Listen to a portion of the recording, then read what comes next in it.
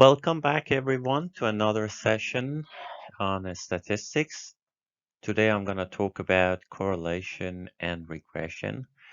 These are the tests which enable you to look at the relationship between variables and see how certain variables could predict a dependent variable.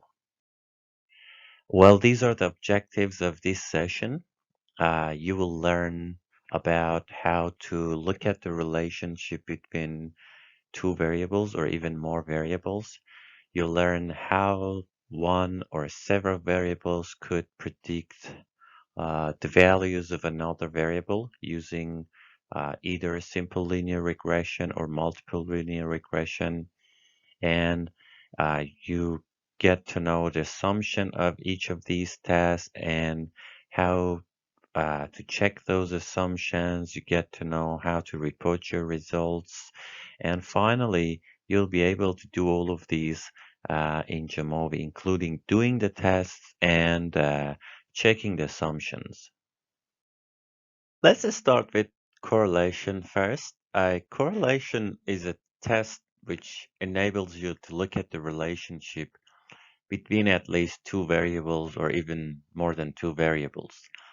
So in correlation, there are two things which are very important. One is the strength of the relationship, and the second is the direction of the relationship. The direction of the relationship is indicated by the sign in front of the correlation coefficient. It's either positive or negative. So if it's positive, we don't write it, but when it's negative, we write it. So a negative sign in front of the number indicates a negative correlation.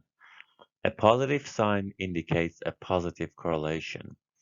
And the strength of the correlation coefficient is indicated indeed by the number itself. So as you might notice in this figure here, correlation coefficient ranges from -1 to 1.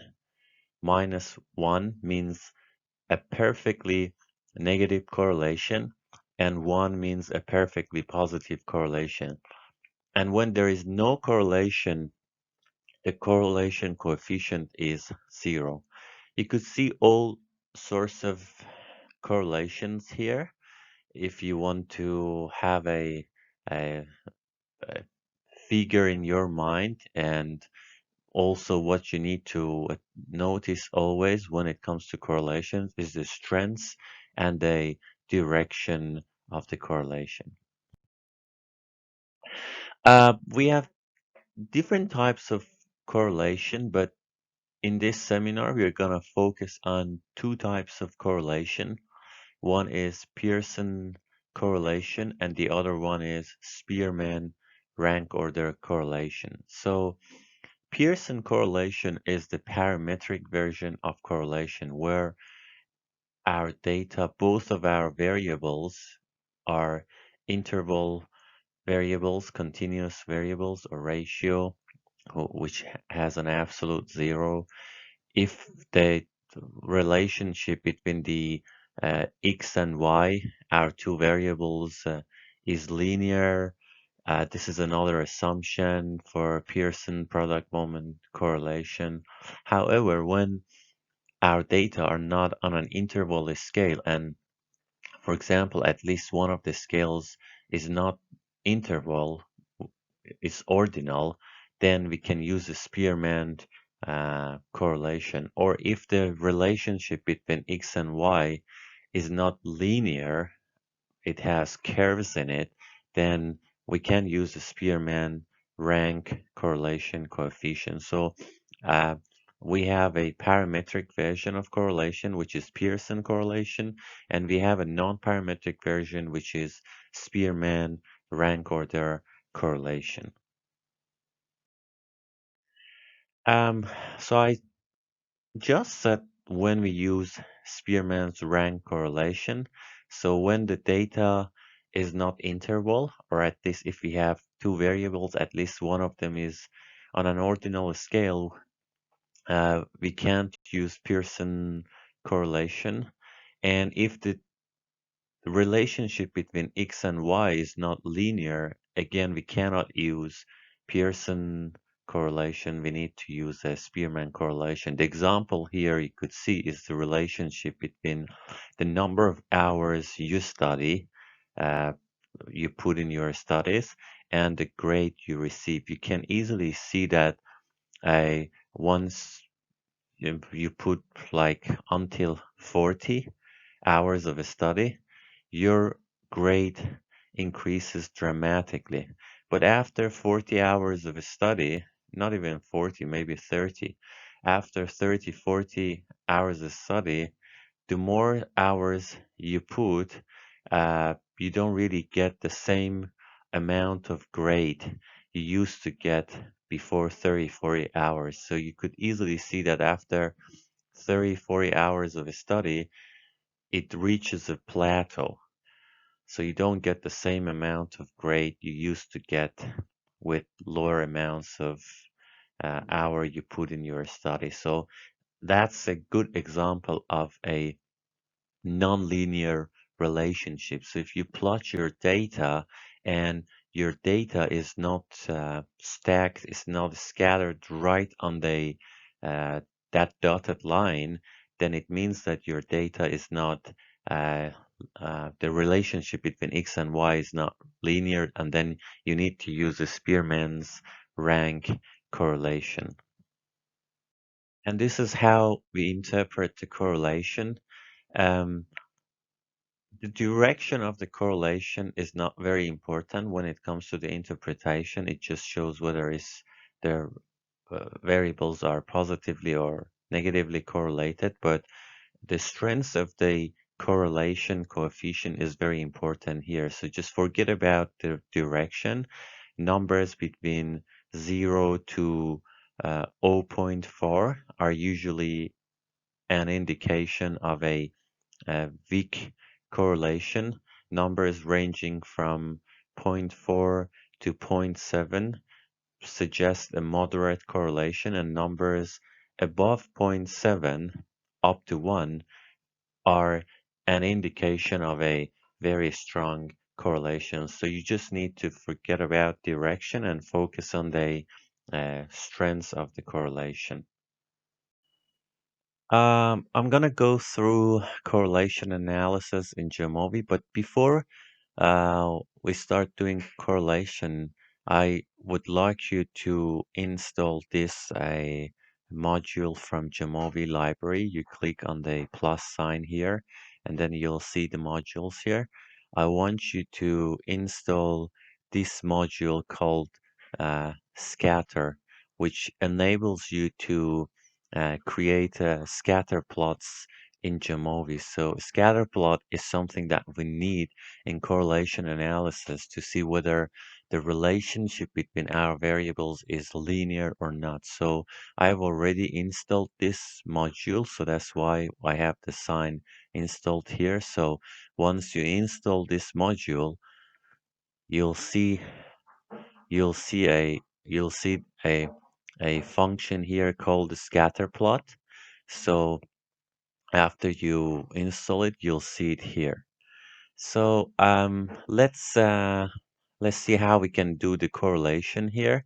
So you click on regression, and then you click on correlation matrix. So we're gonna do Pearson correlation first. So we're going to look at the relationship between picture naming latency and uh, the level of production skill in the language. So um, yeah, both of them are on an interval scale. So I told you that when your variables are interval continuous, you need to do Pearson correlation. So we just did the Pearson correlation, and we want to flag significant correlation. So if there is a significant correlation here, uh, GMO will flag it for us. So if you look at the correlation between picture naming and production knowledge, you'll see that first let's look at the p-value here. the p-value is not significant, uh, uh, because it's not under zero point zero 0.05, it's above zero point zero 0.05. So we conclude that there is no significant correlation uh, between picture naming latency and production skill. So again, I emphasize that this data is made and this might not be true at all, indeed. But let's look at the correlation coefficient here, which you could easily see the direction of the relationship is negative. So there is a negative correlation. Um, and the higher your production ability, the lower the picture naming latency. That means that the higher your production knowledge is, the faster you'll be in picture naming. But that relationship is not at all significant and it's just 0.12, which is, if we go to the previous slides when I talked about the interpretation of correlation coefficient, this number is basically a negligible or very weak correlation. So we could also um, plot our correlation. There is this plot here um, that will give you a plot. You kind of see that it's a negative correlation. It's a very small slope. And yeah, but if you want to get a better plot and you want to be able to uh, measure the linearity of the two variables, you'd better go to exploration, click on a scatter plot, and basically put your variables here, y and production, and then click on linear. That will give you the same type of uh, plot, and then click on smooth. You kind of see that um, the relationship is not really linear, and the numbers are pretty much scattered. So uh, we can basically we kind of conclude that the linearity assumption is not met, so we need to do a Spearman uh, correlation. Once you do a Spearman correlation, you'll see that basically still there is no significant relationship. The p-value is not significant, and the correlation coefficient drops a little bit. Although it doesn't make a big difference in both of the tests, whether Pearson or Spearman, the correlation is very, very, very negligible because you could easily see here that is a negative correlation, is a negative slope, but is a very weak slope. So we kind of conclude that there is no relationship between our two variables. However, uh, sometimes your variables are not on a interval scale. So what I said that when the variables are not on an interval scale, even if they even if the relation is linear, you cannot do a Pearson correlation. So you need to do a Spearman correlation or a Kendall correlation, but we kind of proceed with a Spearman. So let's look at the relationship between picture naming, latency, and education. Well, when we look at the relationship between picture naming, latency, and education, so we need to click on Pearson's correlation. Um, Look at the p-value and you'll see the flag here. The flag here with 3 stars, it means that there is a significant correlation. And once you look at the um, p-value, you'll see that yes, the p-value is well below our standard, is well below 0.05. So we kind of conclude that yes, there is a relationship.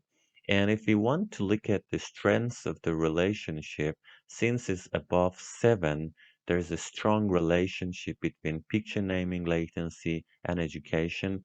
And the sign here indicates a negative relationship. So a negative relationship in this context means that the more educated you are, the faster you'll be able to to name pictures. This data is not real. Please do not treat this data real. That this relationship might not be true in the real world. And if you look at the plot here, you kind of see a very, very, very, very strong slope that also suggests a negative correlation. And let's go to scatter plot. For the scatter plot, we put picture naming on Y and education on X. And see, this is the um can also add a standard error if we want. So this is basically uh, the scatter plot, which shows the relationship is a negative relationship, and this is slope, and the slope is a pretty steep slope, so kind of suggests a very strong relationship. We want to go beyond correlation and talk about simple linear regression. Simple linear regression is indeed an extension of correlation. Many of the concepts we talk about in linear regression are actually relevant in correlation.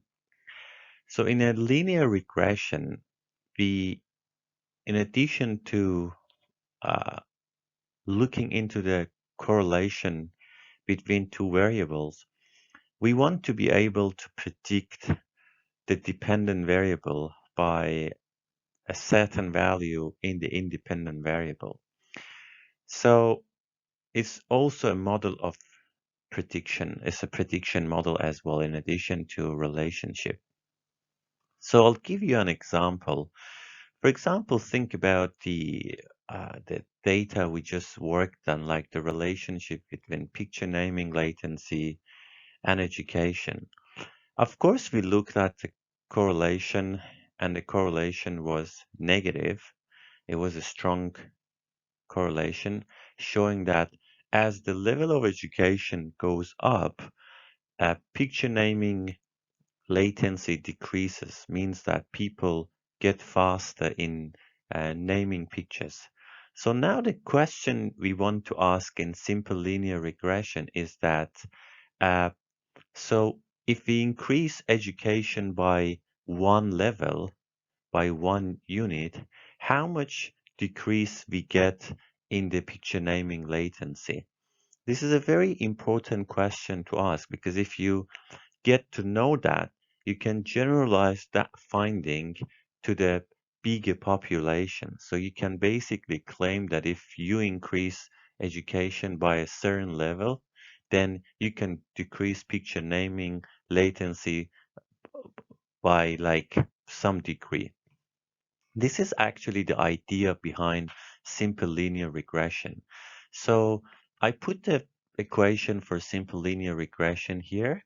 I'm not going to talk about it in detail because I said that this module is not about the equations. It's more about the practical side of statistics, but it kind of gives you an idea how simple linear regression works. So uh, in a simple regression, we have two variables, which is y and x. Y variable is the dependent variable.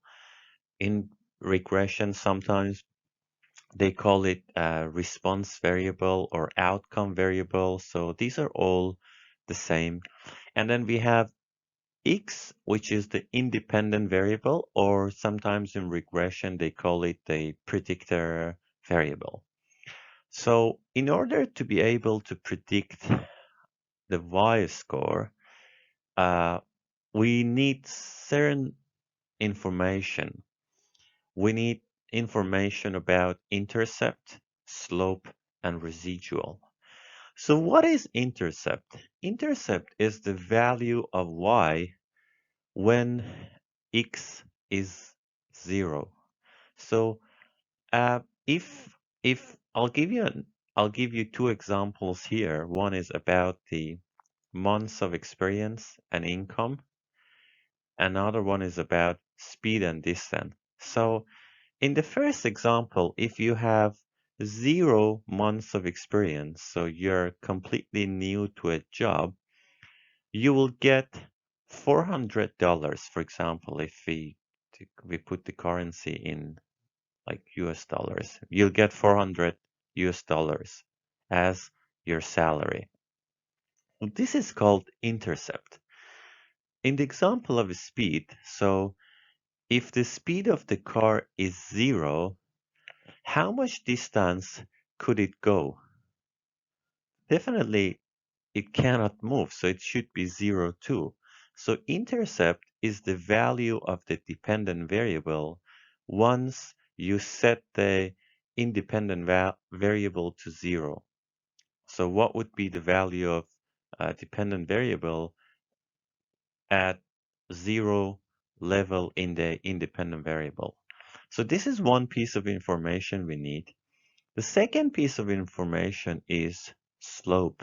Slope is that line, like at how much of an increase you get in the dependent variable by increasing 1 unit in the independent variable. Like if you increase months of experience by 1 level, like if you have like 4 months of experience, if you go to 5 months, how much you earn? If you go to 8 months, how much you earn? Or if you go to 16 months, how much you earn?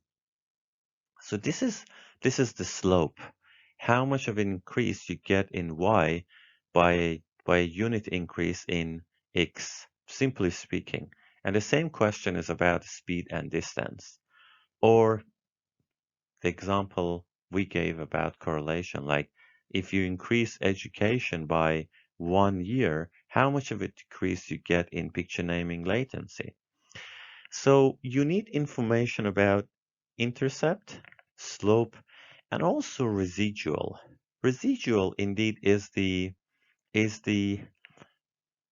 difference between uh, the data and what the model predicts. So this line, the straight line here, is what the model predicts, and these dots you see in the figures here are the data points.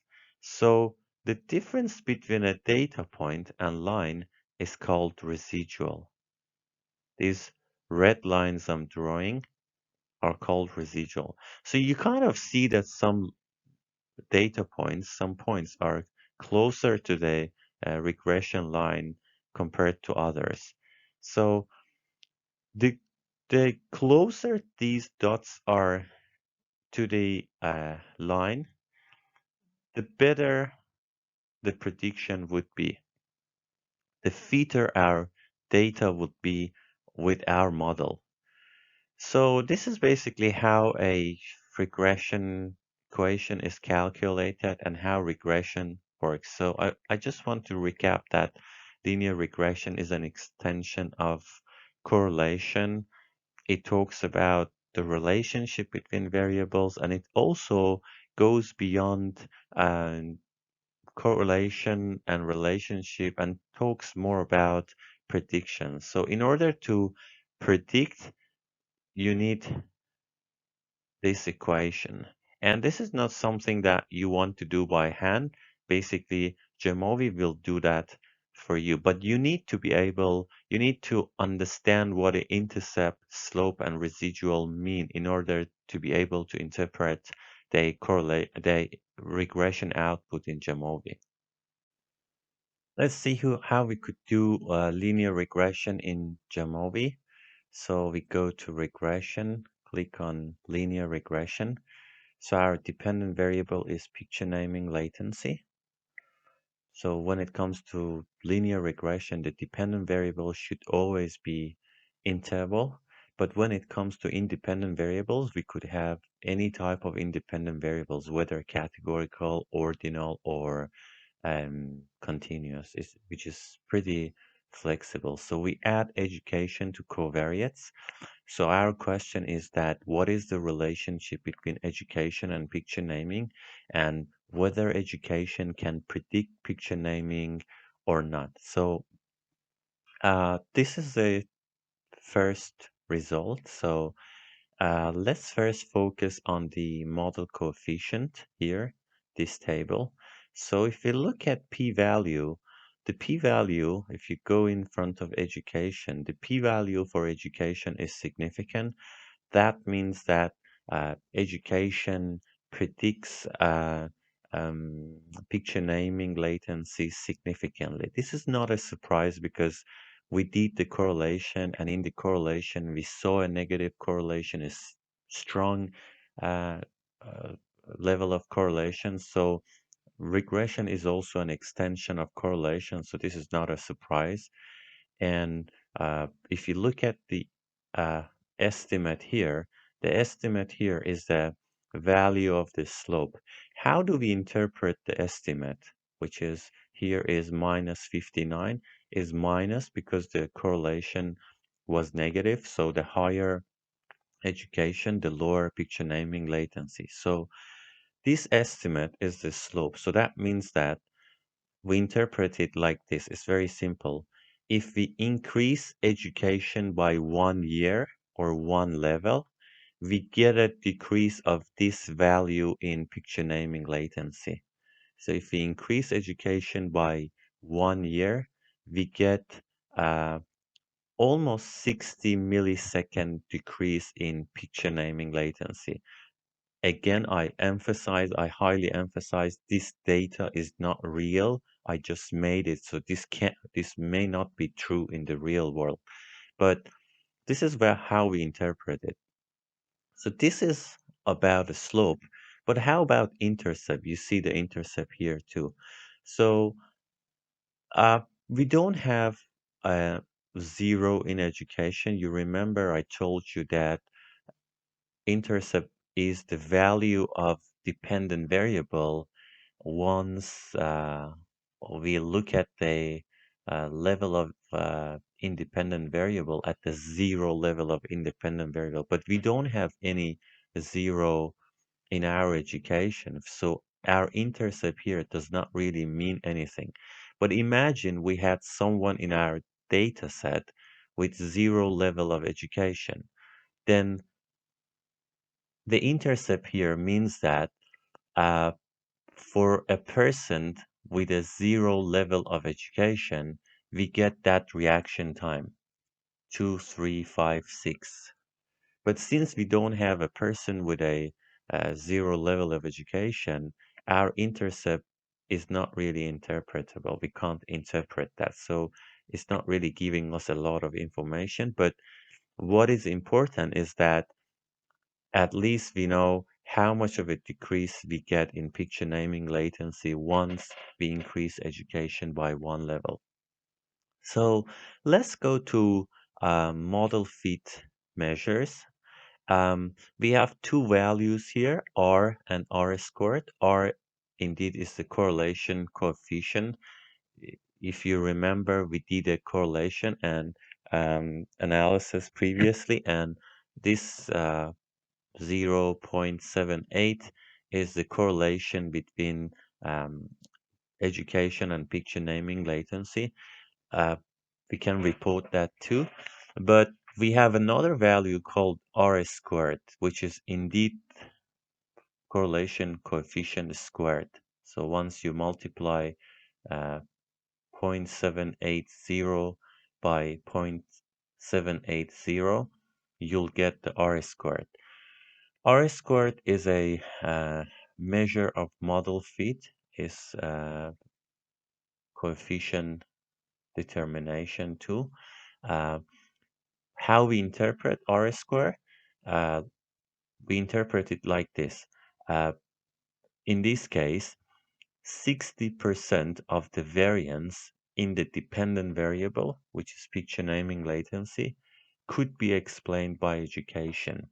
Out of 100%, only 60% could be explained by education. So it means that there should be other variables which we didn't include in our study, but having only one independent variable uh, explains substantially the variance in the dependent variable. So uh, um, it- this I just wanted to give you a simple idea of how we do a simple linear regression in Jamovi. Later on, we're going to work on multiple regression where we have several independent variables, and then we'll move on to the assumptions.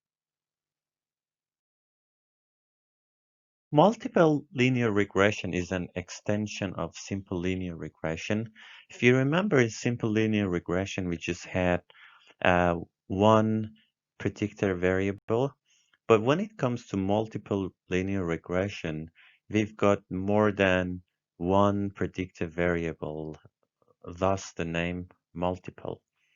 And and everything is basically the same when it comes to the interpretation of intercept, and a slope is basically the same. The intercept in multiple linear regression is the value of y once we keep everything in the independent variables at 0. So it should be the value of y once we get 0 at the independent variables. But when it comes to slope, we will have one slope per predictor or independent variable. For example, if we have three independent variables, what would be the value of y? How much of an increase we'll get in y by 1 unit of increase in x1 or x2 or x3. Basically, it's just the same concept, but it's just we have more slopes. In the next video, I'll show you how to do that in Jamovi. Let's do the multiple regression in Jamovi. We have the data here, and the question is that we want to see how education, comprehension level, production level, and the pragmatic level would predict picture naming latency. So we go to linear regression. Our dependent variable is picture naming latency. So we have comprehension, production, pragmatic, and education, all of them as our predictor variables. So once we kind of look at the table here, we see that only education is significant. So there is only a significant relationship between education and uh, picture naming latency. But when it comes to other variables, basically no significant relationship. So uh, there's only education, which is significantly predicting picture naming latency. As I said, the intercept in this model is not really interpretable because we don't have 0 in any of our independent variables. All of them are above 0, so we have no absolute 0 value in any of our um, independent variables, so we can't really interpret intercept. But when it comes to slope, we can interpret the slopes. Although comprehension, production, and pragmatic are not significant, we could still interpret that. So the interpretation of comprehension is that once comprehension goes up by one level, uh, we will get an increase in picture naming latency by this value. The same here, and the same with education. Now, if we want to see how our model was fitted and what is the um, level of variance predicted by all these variables, you can easily see here. So is 69% of the variance is in the dependent variable is predicted by all these variables. It's not a big change to the simple regression model we did because these variables are not really adding anything to the model, so they're not significant and they're not adding anything to the model. Although you could see that pragmatic knowledge is uh, kind of borderline on the border, is close to 0.05. But anyway, we're gonna be strict and just say that anything beyond 0.05 is not significant in this case. Although this is something open to interpretation, it really depends on the context of the study.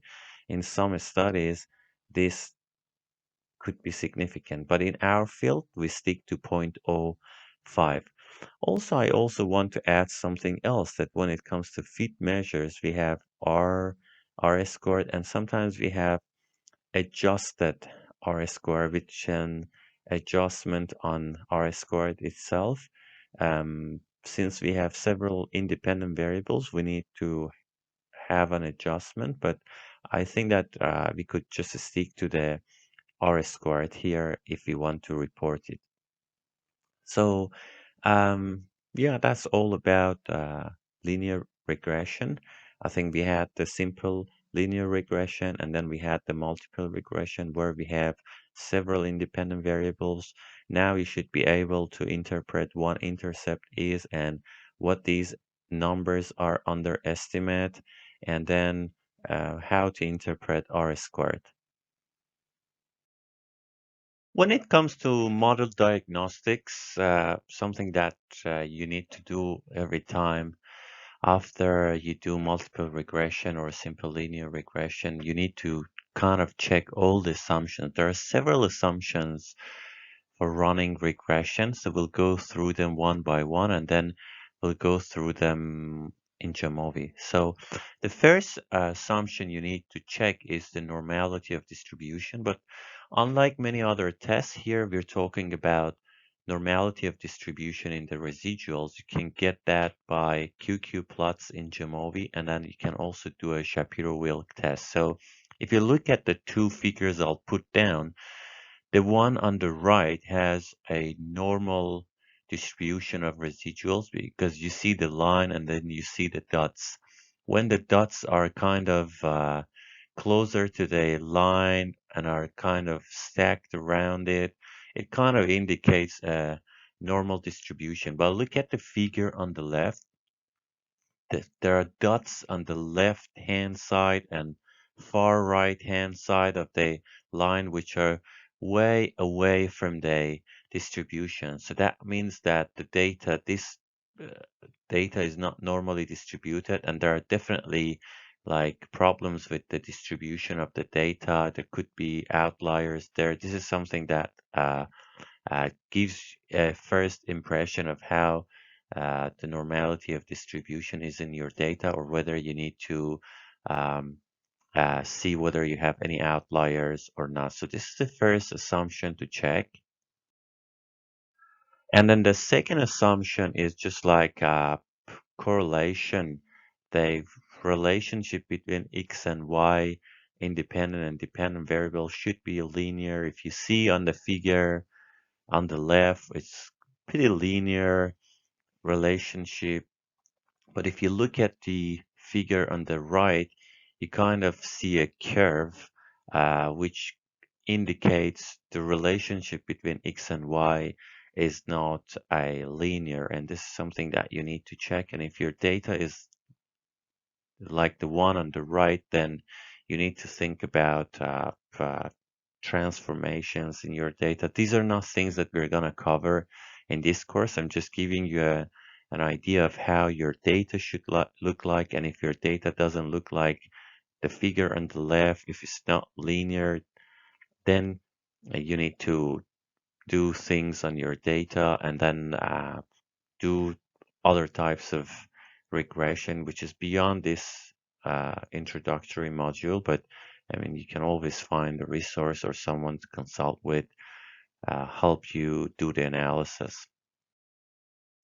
The third assumption is the homogeneity of variance assumption, or homoscedasticity. So very at first, when I was an undergrad student, I think when I heard this word for the first time, I had a nightmare, difficult time trying to pronounce this name as a non-native speaker of English. But anyway, I think it's homoscedasticity.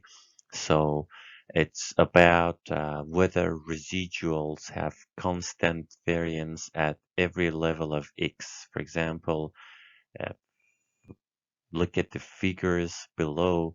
I mean, uh, the one on the left hand side, that's a distribution which does not violate the homoscedasticity assumption, because if you see the residuals are kind of distributed randomly across the line, so that's fine. If you get a figure similar to this one, it means that this assumption is not violated. But look at the other figures, the bow tie shape and the fan shape. So if you see a pattern in your plot, and uh, it kind of shows that the residuals uh, do not have a constant variance across that line. You can easily see in the middle shape and on the right hand shape. In the middle shape, in the middle of the distribution, you kind of see that it gets thinner, and then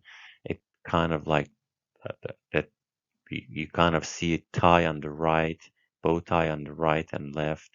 And then the fan shape is also pretty clear that on the right hand side of the distribution line, the residuals are highly clustered and closer to the line compared to the left hand side. So it's pretty easy to detect it if it's uh, distributed randomly all over the line, that should be fine. But if you see a discernible pattern, then you need to attend to that.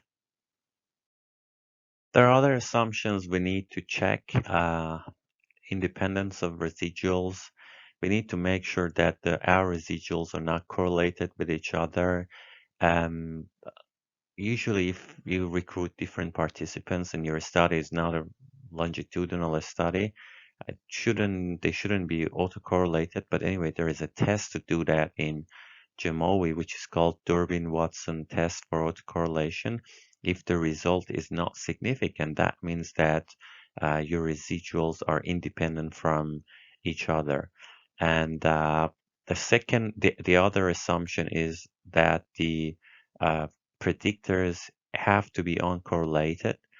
If you have several predictors or independent variables in the regression model, you need to check whether they're correlated or not, because if they're correlated, then there will be difficulty uh, uh, in feeding the model, because the variance would be split across the independent variables. So that's why we need to do variance inflation factor analysis, which would kind of show us whether we have a high number of multicollinearity in our data or not. So the rule of thumb is that if you do variance inflation factor and you get like values uh, above 5 or 10, VIF here stands for variance inflation factor.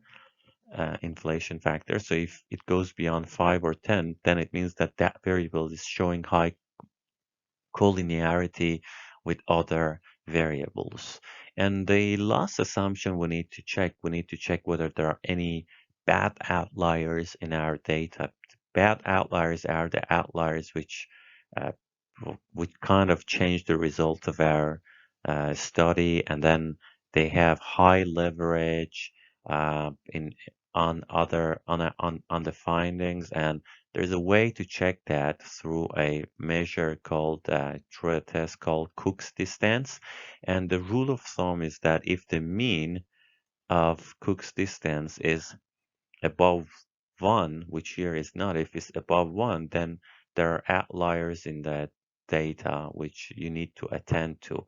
And this is very open to interpretation how to deal with outliers. Some people believe that we need to keep them. Some people believe that we need to, I don't know, remove them. So it's pretty controversial, but I mean, the first step is always to get to know whether you have outliers or not, and then decide what you're going to do with outliers. So in the next slide, I'm going to show you how to do all of these, to check all of these assumptions in Jamovi.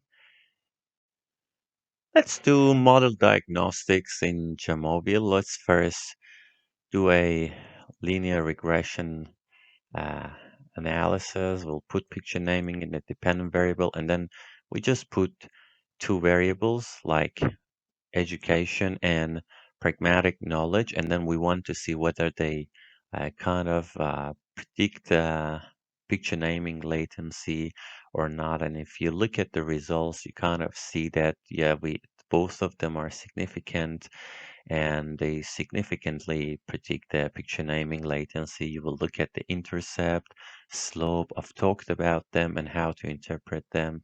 I talked about the R and R squared and how to interpret them. We'll just skip them and then we'll go to um, somewhere here. There is a um, there is a menu called assumption checks. You just click on it, and there are all types of assumption checks for autocorrelation tests. We click on it. So it's the Durbin-Watson test. I just talked about it. It's not significant. So that means that um, our residuals do not have high level of correlation, so we can proceed. And then we want to see whether education and pragmatic knowledge have high correlation with each other. So the way to do that is doing a variance inflation factor test. So I told you if it's beyond 5, or some people say if it's beyond 10, it's alarming, but here is about 1, so it's totally fine. So our independent variables or predictive variables are not correlated with each other. Let's look at normality of residuals. So we can do a Shapiro-Wilk test and look at the normality. So it's not significant. So that means our residuals are normally distributed. We can also do a QQ plot test of residuals to check for normality of distribution. And we could see that these dots are kind of very close to the line. You're going to check whether we have um, any outliers or any values where with high leverage we can click on Cook's distance, and yeah, kind of see the result here that I told you. If it's beyond 1, it's kind of um, an indication of data points or residuals with high leverage, which in this case, in our model, that's kind of fine.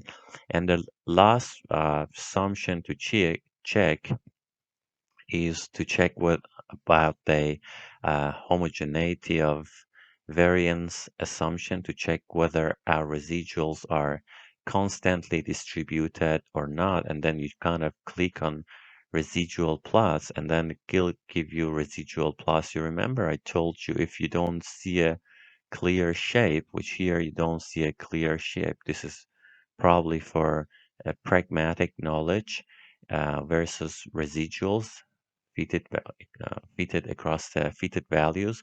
So you kind of see that they're randomly distributed. This could be about education. It's not that random, but it's not that bad. But anyway, this is sample data with like only 30 people. But usually, once you have more data, you could see more here. But for now, I think that is all good, and then we can proceed with the results of our model, and then we could basically present and report our model. That's how we report the results. I'd like you to know that before you report the results, you also need to give a summary of your results through descriptive statistics like means, a standard deviation, and all of those things, and then start reporting the results. And then this is how the results should look like. Basically, you give like the values for the estimates, uh, the t value, the p value, and then finally you talk about r squared, which is the amount of variance accounted by your independent or predictive variables. And then uh, you also need to check the assumptions, and if there is any assumption violated, you need to report it. You definitely need to report how you went through your assumptions, and if there is anything about your assumptions, you can easily report it. This is just a very brief report. So when it comes to regression, usually the report is way bigger than this, because you report descriptive statistics, you report the results, and then finally you need to report the model diagnostics. This is the end of this session. I hope that you enjoyed it. At the end of this session, I expect you to be able to do a correlation analysis, trying to look at the relationship between different variables, to be able to interpret the result of a correlation analysis, talking about the direction of analysis, the strengths of the analysis, and then I expect you to be able to go beyond that, trying to do regression analysis, a simple regression analysis, multiple regression analysis. I expect you to know uh, how to test assumptions of regression analysis, and whether the assumptions are met or not, and then how to do all of this in Jamovi. And finally, I expect you to be able to report your results. So if you think that you have a problem in any of these objectives, you need to go through this seminar again to the specific uh, section of the seminar, and then try to review that specific section, and then get back to this slide again. Um, Please feel free to write to me if you have any questions, or if you have any suggestions. Please feel free to write to me. Thank you. Bye bye.